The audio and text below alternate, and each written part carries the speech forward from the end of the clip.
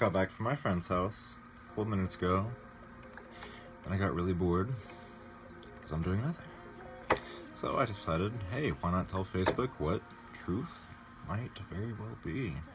After over 2,300 years of debating on what truth is, does it exist?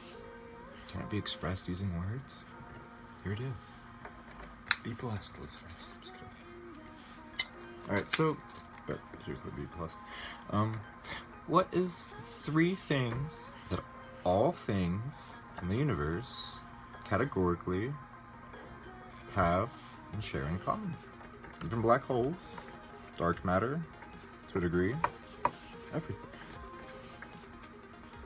Well, you can name one thing. They have a syntax, so we're describing them as far as we know. Even dark matter, which we cannot sense except for maybe subtly and using instruments, and the effects of dark matter upon other things such as normal matter, normative matter, there is the ability to describe it using words or syntax. So there's that.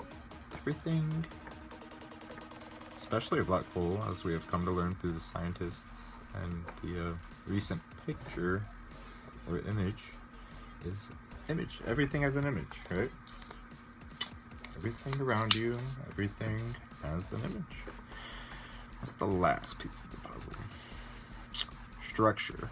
Everything has structure. If you look around you, use your senses, your tactile touch senses, everything has structure. You can validate that inductively.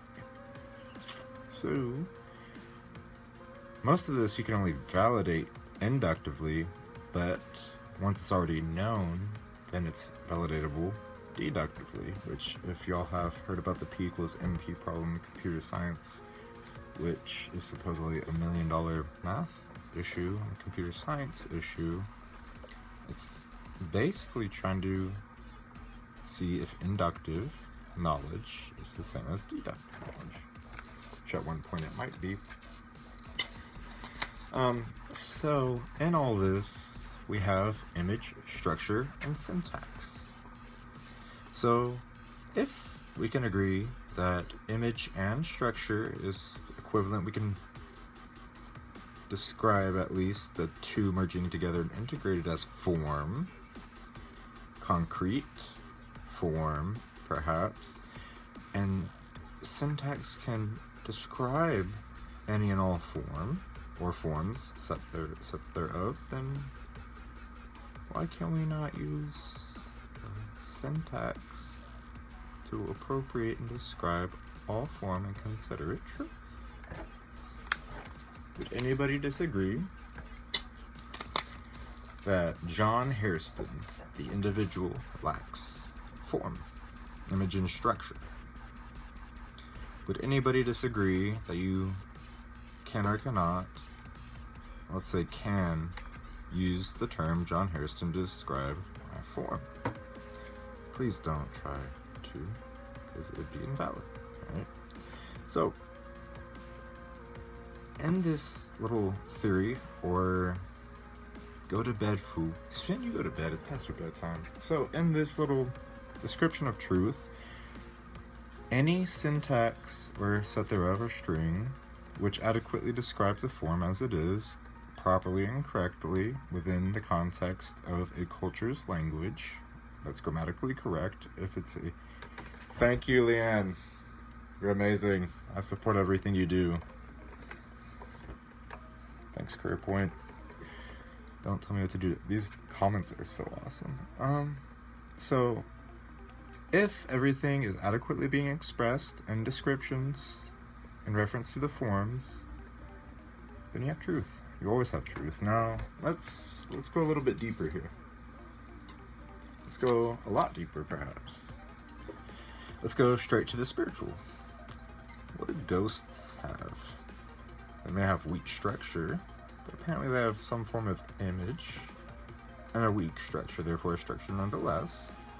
Maybe a syntax ghosts is the proper syntax for a ghost, and we have the ability to describe the spiritual. Bada boom.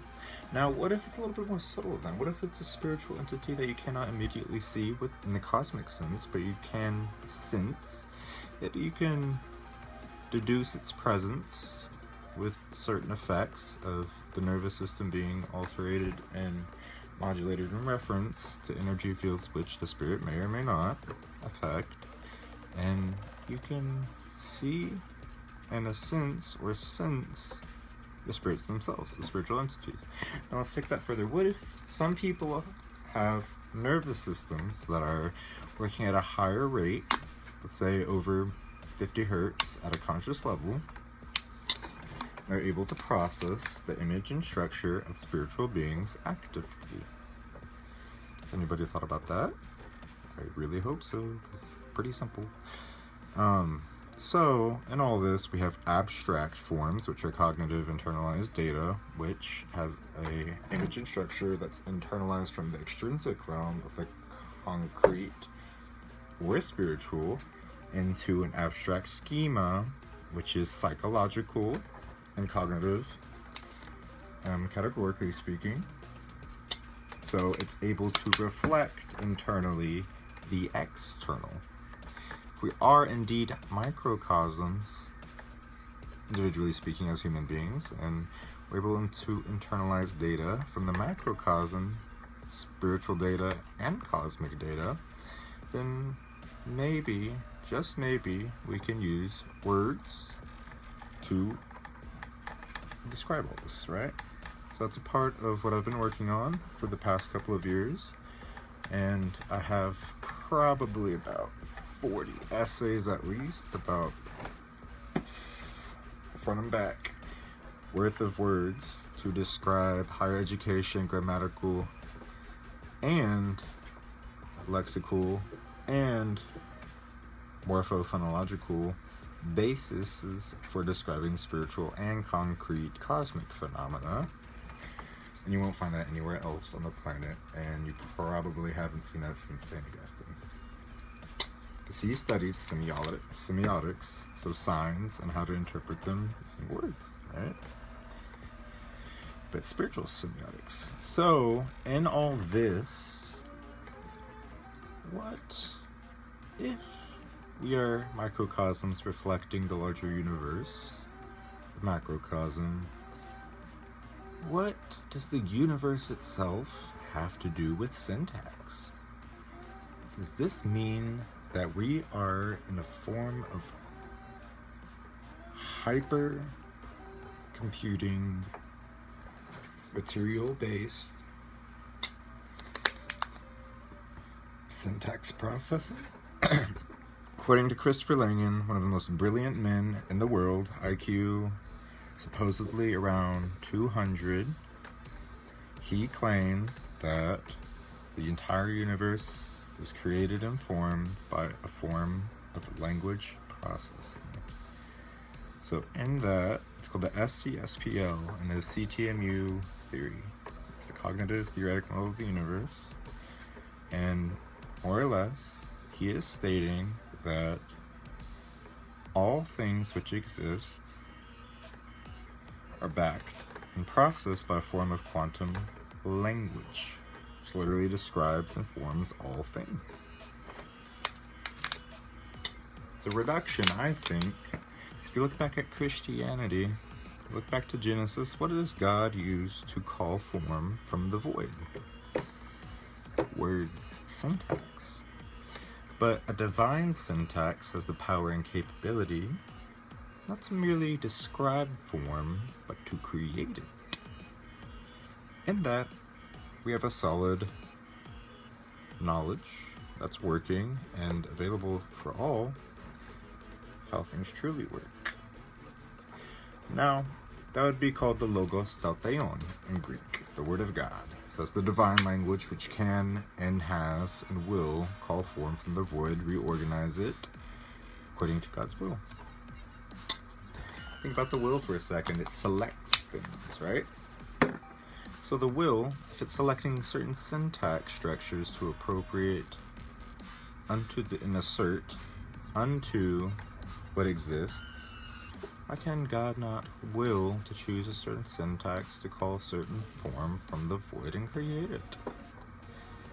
So I go deeper into this in an essay called Quantum Theory and God, Quantum Physics and God, and it's posted on my Instagram, but there's more to it, obviously, such as the P-brain, hypergravitized raw potential, which can be punched with enough energy in order to create particle systems at certain vectors and certain patterns, whenever and whenever, but you just need a powerful enough being to be able to do it. Which God is. Because he's post-cosmic, he's God. So, you can study more into that. There's no taboo in looking into the nature of God, I don't think. So, in all this, let's look at the Matrix for a second. If y'all have seen the Matrix, what is the Matrix? It's basically coded, quantum, pixelated environments in which the nervous system connects to a central data network in which they can all interact with each other. So, in that, what form the Matrix? Words, syntax, a language, right? In the movies, Mr. Smith tries to absorb all things human into his image, which is a perfect parallel to what the Antichrist will and has been doing since the beginning of time. In Greek, that would be probably anti-logos. I forgot the exact phrases, but there's a logos, or language, or description that's spiritual in origin that tries to defy the logos theon, which is the word of God. So it opposes it. Think about computers too. We created computers. What does a computer run on? Words, syntax, coding, and it produces an image, and it kind of has, like a hardware aspect where there's a structure, right? So, in that, it's able to exist intrinsically within the framework of knowledge that I presented first in this video, syntax, image, and structure, and it still abides by those rules even though it's a virtual environment. So, think about the identity in a human being. Let's compare it to an operating system in a computer. I don't know how many of y'all are familiar with ISOs in computers. That literally an image that's read off a disk using a translation process from little basically microscopic laser imprintations on a disk onto the computer's hardware, which is further translated into an active process and projected as a form of image on the image screen of a computer. Identity. Think about the human identity, psychologically speaking. We have nervous systems signals, which are organized in a format to produce syntax and image that's internal but can be externalized. That's one of the cool things about art, writing, reading, speaking, music, is that you can externalize all this internal data in organized formats that are normative and make sense to other people using a cultural context of language, a form of language. Music is a form of language. It's expressed in notation. There's the ability to read musical notation, therefore it's a form of processing language. So, in all this, let's say you internalize the word of God, logos theon. What do you think is the logical, implicit, and explicit result? It's a godly psyche. So, let's say you read the Bible a lot. You're internalizing a lot of what the Bible describes, self-describes as the Word of God. Would it not seem fair to say that one would start to act and behave and express the image of that word more so? And if the Word of God is manifested in Christ perfectly and purely, psychologically, behaviorally, and biologically, and would we not say also that because people would be more so internalizing the word of God, that we would not implicitly and explicitly adapt to these new structures as well. Behaviorally, that is Christ intrinsically.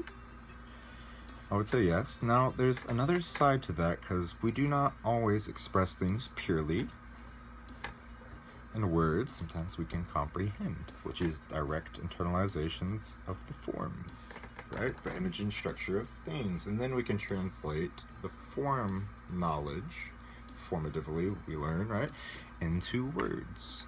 So let's say I didn't know what this was. I just came out of my mom's womb. Maybe it took me a year to internalize its form and comprehend it clearly enough to appropriate the syntax modal to what I'm holding in my hand. It's a long and steady process. Everybody goes through it. But language learning is very important for everything, and especially when it comes to things like religion. And what's interesting about Christianity is it provides a complete map of how to be saved, how we are saved in the sense that we can transcend the cosmic realm into the heavenly realm. To go deeper into all this is going to turn very theological for a second. And let's say the Bible truly is the Word of God. It's true truth, and it's a divine set of syntax strings spoken through prophets over time, collectively and progressively. So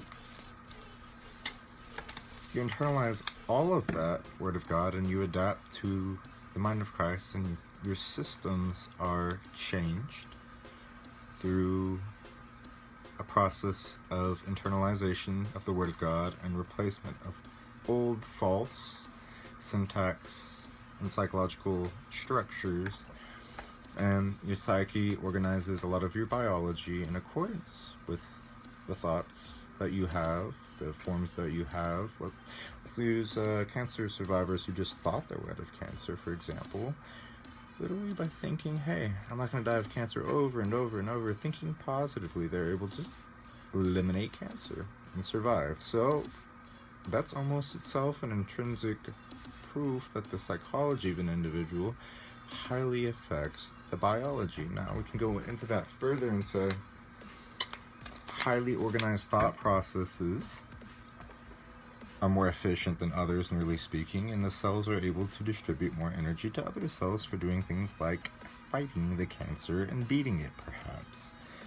Same goes for linguistic cognitive networks. If you have a highly organized lexicon and your systems neurologically are very efficient,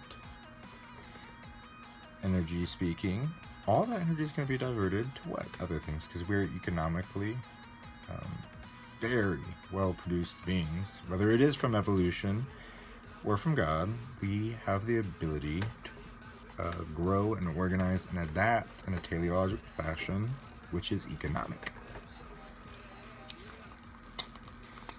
An example of that is when you fast, you're purging a lot of the bad aspects of your cells, all the junk, and your cells actually absorb better nutrients, which is interesting. So we adapt biologically to these economic norms set in place by God or by nature, right? So in all this, if we are internalizing the Word of God, Logos Tel Theon, and Jesus Christ truly is the perfect being, biologically speaking, that Word has the same power that He is in us, then it could be said that we have the ability to a degree become Christ, right? So there's a change involved, anamnesis in Greek. It's not just waking up, it's changing completely. Your essence changes. So by having the essence of the individual being rewritten and everything changed by the Word of God into the form of Christ who transcended, then we could say, because He transcended and we are going into His form internalizing it, being recreated, out with the old, in with the new. Christ becomes the new self, and as we become that and meet him halfway, then, because he transcended, we can transcend as him, as a co-inhabitor of the same identity as Christ. Now, legally speaking, from God's law in the Old Testament, that's probably not enough just to be inducted into his form. There has to be a legal change as well. Marriage. In the Bible, marriage is a process by which two become one, right? So, two are becoming one. It's not just the body, theoretically, becoming one with another. It's also the spirit. This is marriage unification. What is the bride of Christ? If y'all have not read the Bible, it's the church.